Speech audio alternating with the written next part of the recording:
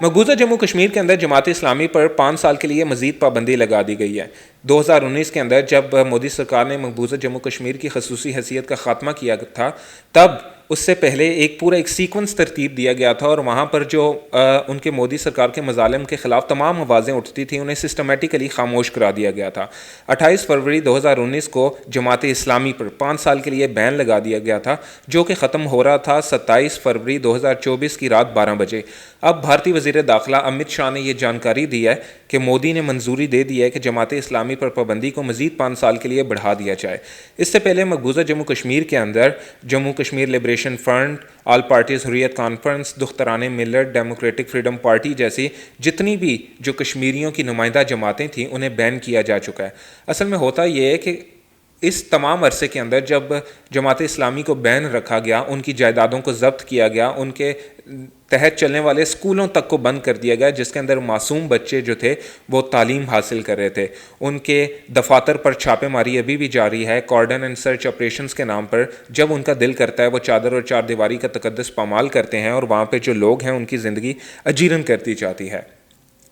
اسی کے اندر ایک ایسی چیز بھی ہے کہ وہاں پر سول ملیشیا کو پروان چڑھایا جا رہا ہے۔ ویلیڈ ڈیفنس گروپس، جس کا ہم نے نام سنا ہوگا، ویلیڈ ڈیفنس گروپس ایک ایسی سول ملیشیا ہے جس کے اندر وہاں پر جو ہندو اور RSS کے غنڈے ہیں ان کے دستے تیار کیے جا رہے ہیں، کیونکہ بھارتی فوج وہاں پر اتنی بڑی تعداد میں تعیناتی کے باوجود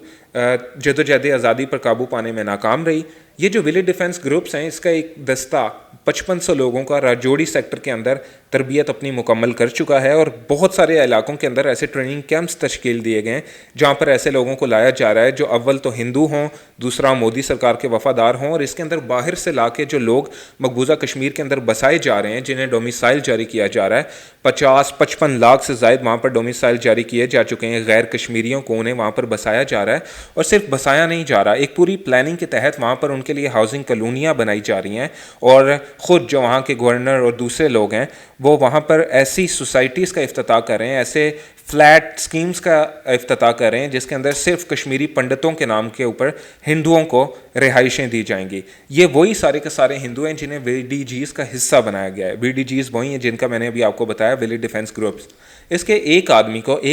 کو 4000 روپے ماہوار بھارت سرکار پے کر رہی ہے، انہیں سیمی آٹومیٹک رائفلز کی تربیت دی جا رہی ہے، اور انہیں دیگر ہتھیاروں کی بھی ٹریننگ دی جا رہی ہے۔ ان کا مقصد یہ ہے کہ یہ ان جدوجہد آزادی کو دبانے کے لیے اپنا کردار ادا کریں، اور جن پر بھارتی فوج بھی قابو نہیں پا پائی ان کو ان کشمیریوں پر ظلم و ستم ڈھانے کے لیے یہ ایک سول ملیشیا کا، سول آرمی کا استعمال کیا جائے گا۔ لیکن صورتحال یہاں تک نہیں رکتی، ابھی بھی ہم دیکھتے ہیں کہ مقبوضہ کشمیر کے اندر روز ایک برہان مظفر وانی کھڑا ہوتا ہے، ایک مقبول بٹ کھڑا ہوتا ہے، ایک افضل گرو کھڑا ہوتا ہے، اور سارے کے سارے ایسے لوگ ہیں جو یہ مودی سرکار کو پیغام دیتے ہیں کہ وہ اپنی تمام کارروائیوں کے باوجود اس جگہ پر اپنا قبضہ برقرار نہیں رکھ سکتے، اور انہیں جلد یا بدیر کشمیری عوام کی امنگوں کے مطابق اس مسئلے کو حل کرنا پڑے گا۔ مقبوضہ جموں کشمیر کی خصوصی حیثیت تو ختم کی جا چکی ہے، اب اس کو علاقوں کے اندر بانٹ کر جموں ریجن کو پورے کا پورا ایک ہندو ڈومینیٹڈ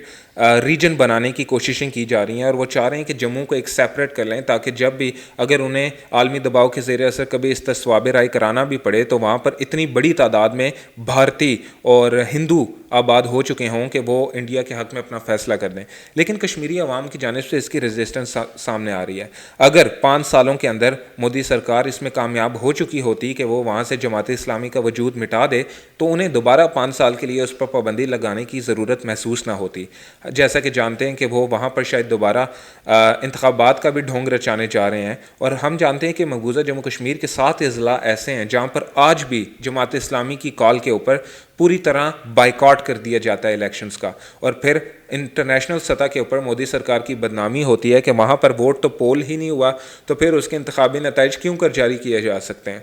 اس لیے یہ ایک قدم اٹھایا گیا ہے امت شاہ اور مودی سرکار کی جانب سے۔ اس کے علاوہ ہم دیکھتے ہیں کہ روز کارڈن اینڈ سرچ آپریشنز کیے جاتے ہیں، وہاں پر مکانوں دکانوں کو مسمار کیا جاتا ہے، خواتین کو بیوہ کر دیا جاتا ہے، بچوں کو یتیم کیا جاتا ہے، اور وہاں پر یہ جو فگر ہے یہ روز چونکانے والی حد تک بڑھتے جا رہے ہیں۔ اب مسئلہ یہ ہے کہ عالمی برادری کی بھی اپنی شاید پریفرنسز ہیں اور وہ اپنے وقتی اور سطحی مفاد کے لیے اس طرف توجہ مرکوز نہیں کر رہے، لیکن بہرحال مقبوضہ جموں کشمیر میں حالات خراب ہوتے جا رہے ہیں، اور وہاں پر تو ہم دیکھنے میں آتے ہیں کہ بلا وجہ لوگوں کے اوپر جو تنقید تنقید کرتے ہیں ان کے ساتھ تو وہ ہوتا ہے، چاہے وہ کشمیر والا اخبار ہو یا اس طرح کے کوئی اور صحافی ہوں یا بھارتی یونیورسٹی کے اندر پڑھنے والے کشمیری طالب علم ہوں جنہیں پکڑ لیا جاتا ہے اور ان کے اوپر UAPA، ٹاڈا، پوٹا، PSA جیسے کالے قوانین عائد کر دیے جاتے ہیں، ان کے تحت ان کے اوپر مقدمات درج کیے جاتے ہیں اور انہیں جیلوں میں بند کیا جاتا ہے۔ آج بھی ہم دیکھتے ہیں کہ کشمیریوں کی جو تمام نمائندہ قیادت ہے وہ جیلوں کے اندر بند ہے،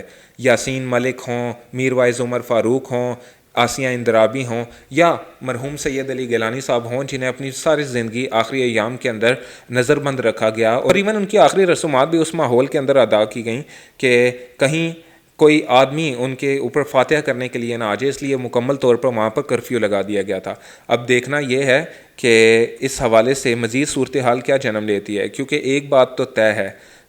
خون پھر خون ہے، ٹپکے گا تو جم جائے گا۔ دیکھنا یہ ہے کہ اپنی اس بربریت کے سلسلے کو آگے بڑھاتے ہوئے مودی سرکار کس حد تک جانے کو تیار ہے۔ جی ناظرین، یہ تھی آج کی ہماری ویڈیو۔ عبداللہ شاد کو اس ویڈیو کے ساتھ اجازت دیجیے، آپ سے ملاقات ہوگی اگلی ویڈیو میں اور ہم کسی ایسے ہی مسئلے کے اوپر بات کریں گے جو آپ کے، ہمارے اور ہمارے مظلوم بہن بھائیوں کی زندگی کے اوپر براہ راست اثرات مرتب کرتے ہیں۔